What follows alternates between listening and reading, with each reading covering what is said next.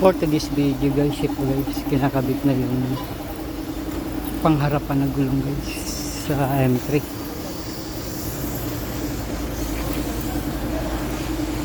Kinabit na sa pangharapan ng gulong. Ano? Pares na bago yung gulong guys, harap likod mo. Wala nang kaba sa biyahe guys, hindi ka na may slide. Pares bago na.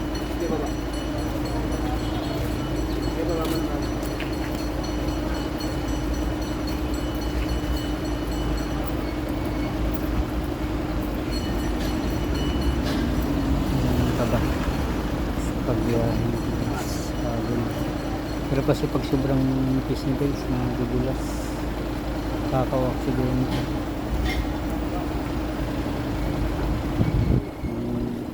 Pag may slide na ramdam ng